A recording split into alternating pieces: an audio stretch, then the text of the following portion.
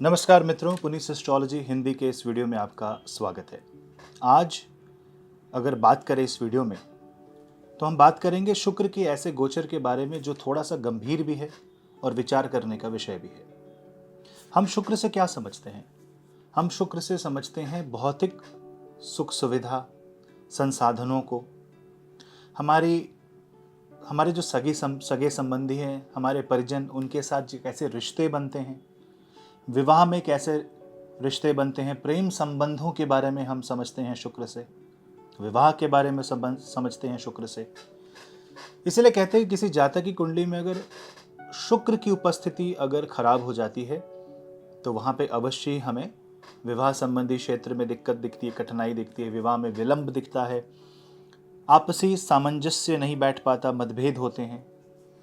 तो भौतिक जो जीवन है, जो जीवन हमारा सांसारिक जीवन है, उसके लिए शुक्र अति आवश्यक है। ये एक सांसारिक ग्रह है और जैसे जैसे शुक्र अपना राशि परिवर्तन करते हैं वैसे वैसे हमारे सांसारिक जीवन में इसका प्रभाव पड़ता जाता है। आपकी भी कुंडली में शुक्र किसी न किसी राशि और नक्षत्र में उपस्थित होंगे तो यहाँ पे शुक्र के गोचर को समझने से हम ये समझ सकते हैं कि हमारे धन की हानि होगी या लाभ होगा।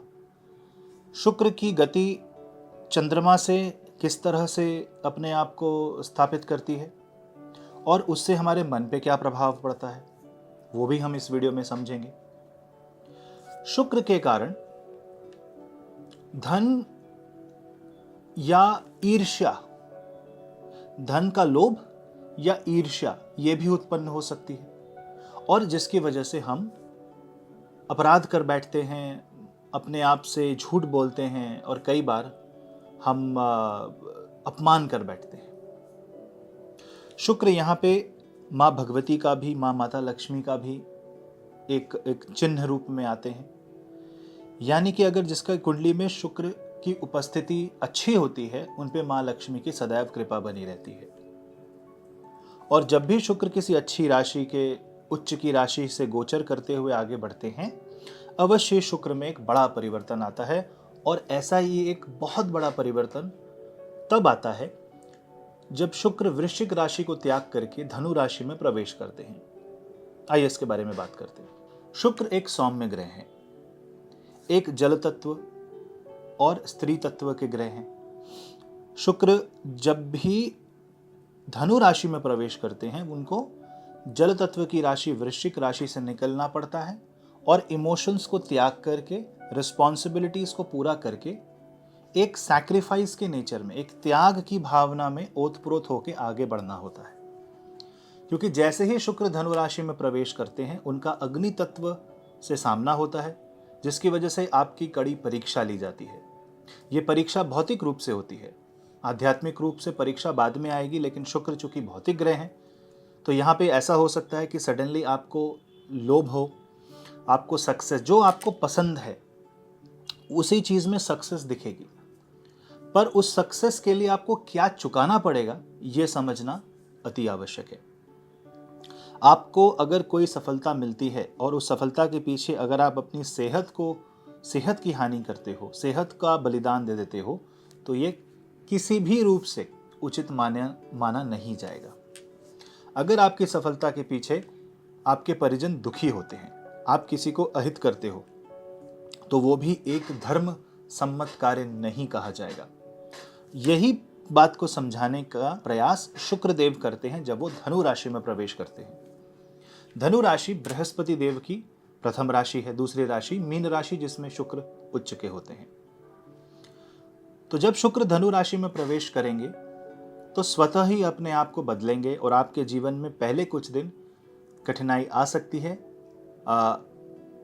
स्पेशली उन लोगों की कुंडली में जिनकी कुंडली में शुक्र नीचस्थ हैं, 6, 8, 12वें भाव में हैं, राहु केतु शनि के साथ जिनके शुक्र की युति है। थोड़ा सा आपको संभल के रहना चाहिए। जैसे ही फरवरी का महीना आएगा और शुक्र अपना स्थान और बदलेंगे, वो मूल नक्षत्र से दूसरे नक्षत्र पूर्वाषाढ़ा में प्रवेश करते हैं, तो यहाँ पे शुक्र का जो एक्सप्रेशन है, उनकी जो अभिव्यक्ति है, भाव अभिव्यक्ति है, वो एक बहुत ही सौम्य, क्रिएटिव और एक नवीन ऊर्जा के साथ आगे बढ़ती है। तो यहाँ पे हमें क्या समझ में आता है कि हमें कोई नया कार्य अगर करना है तो आपको फरवरी का महीना चुनना चाहिए।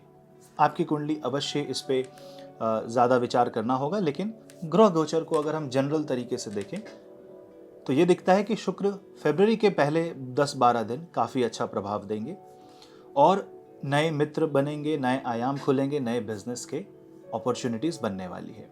अब क्विकली हम समझते हैं कि आपकी राशि के ऊपर इसका क्या प्रभाव पड़ेगा। राशि समझने के लिए आपको ये जानना आवश्यक है कि आपका चंद्र आपकी कुंडली में किस राशि में स्थित है। जिनकी कुंडली में चंद्र मेष में स्थित है उनकी मेष राशि है, जिनकी कुंडली में चंद्र तुला में स्थित है उनकी तुला राशि है। तो आइए समझते हैं इस वीडियो को आपकी जन्म राशि से। आप इसे अपने जन्म लग्न से भी विचार कर सकते हैं। चैनल को सब्सक्राइब करें, वीडियो को लाइक करना न भूलें, अपने परिजनों में वीडियो को शेयर करके ज्योतिष की बात को आगे बढ़ाएं और मुझसे इंस्टाग्राम में जुड़ने के लिए आप नीचे दिए गए लिंक्स में जाके देख सकते हैं।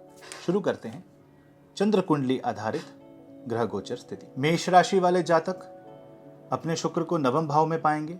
यहाँ पे आपको प्रेम और धर्म इन दोनों को साथ लेके चलना है। पैशन को फॉलो करें, आपको नए जॉब की अपॉर्चुनिटीज़ मिलेगी, ट्रैवल के भी योग बनेंगे और आपके मन मुताबिक यात्रा के योग बनते हैं। अपने एक्सप्रेशन को क्रिएटिव रखें, सॉफ्ट रखें। वृषभ राशि वाले जातकों के लिए शुक्र की उपस्थिति अष्टम भाव में बनती है। यहाँ पे आप पत्नी के साथ कोई नया काम खोलना चाहते हैं, पति के साथ नया काम खोलना चाहते हैं, बिल्कुल खोल सकते हैं, नया कार्य कर सकते हैं। इन्वेस्टमेंट की अपॉर्चुनिटीज़ बनेगी और आपको एक मेडिटेटिव स्टेट में जाना चाहिए और ईश्वर के साथ एक मन को जोड़ करके मन का मेल करना चाहिए और आपको किसी मंत्र का लगातार जाप करना चाहिए।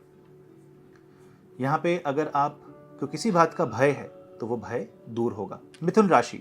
मिथुन राशि वाले जातकों के लिए शुक्र की उपस्थिति सप्तम भाव में बनेगी और सप्तम भाव में शुक्र प्रेम को लेकर के आते हैं, बैलेंस लेकर के आते हैं। तो विवाह संबंधी समस्याएं दूर होंगी और कार्य में भी बढ़ोतरी होगी, बिजनेस में भी बढ़ोतरी होगी। खासकर अगर आपका संबंध क्रिएटिव फील्ड से है, फैशन से है, डिज़ाइनिंग से है, कॉस्मेटिक से है, और अगर आपका सैलून है, बुटीक है, और अगर आप क्रिएटिव फील्ड में हैं, इन्फ्लुएंसर हैं, डिजिटल मार्केटिंग में हैं, इन सब चीज़ों में बढ़ोतरी होगी। कर्क राशि वालों के लिए शुक्र की स्थिति छठे भाव में बनती है, यानी यहाँ पे थोड़ा धैर्य रखना आवश्यक है। समस्याएं आएंगी लेकिन उसका निदान भी होगा, इसीलिए आप माँ महालक्ष्मी की उपासना करें, श्री सूक्त का जाप करें, शुक्रवार को सफ़ेद चीज़ों का दान करें और हो सके तो शुक्रवार को माँ लक्ष्मी के मंदिर अवश्य जाएं। छठे भाव का शुक्र ये भी दिखाता है कि जानवरों की सेवा करें, समाज कल्याण के कार्य करें और अपना ये जो मंथ है, शुक्र का गोचर का जो महीना है, ये अच्छे कार्यों में बिताएं। रिजल्ट आपको देर से मिलेगा पर मिलेगा अवश्य, बदलाव आएंगे। सिंह राशि वाले जातकों के लिए शुक्र पंचम भाव में होकर के रोमांस को बढ़ाते हैं, प्रेम संबंधों में नई ऊंचाइयां देते हैं, नए आयाम बनाते हैं। साथ ही साथ आपकी प्रोडक्टिविटी भी होगी, संतान पक्ष से भी आपको काफ़ी अच्छा सुनने मिलेगा, आप खुश रहेंगे और आपके जो विशेष हैं, जो इच्छाएं हैं, उनकी पूर्ति अवश्य होगी। बस एक बात का ध्यान रखें कि आपकी इच्छा पूर्ति होती है तो अपनी इच्छाओं पे नियंत्रण रखें। कन्या राशि वाले जातकों के लिए शुक्र का गोचर चतुर्थ भाव में होगा। माँ के साथ संबंध अच्छे होंगे अगर आपके खराब हैं। आप अपने आसपास के लोगों से काफ़ी मित्रता वाला व्यवहार करेंगे, मित्रों के साथ एक मौज मस्ती का, एक आनंद का अनुभव होगा और आपके कार्य क्षेत्र में भी काफ़ी रिलीफ मिलेगा। बॉस के साथ संबंध सुधरेंगे और आपके मान और सम्मान में भी बढ़ोतरी होगी। रियल एस्टेट के कार्य में, व्हीकल खरीदना है या कुछ नई प्रॉपर्टी बनानी है, गोल्ड में इन्वेस्टमेंट करना है तो उचित समय है, परंतु अपनी कुंडली की एक बार जांच अवश्य कर लें।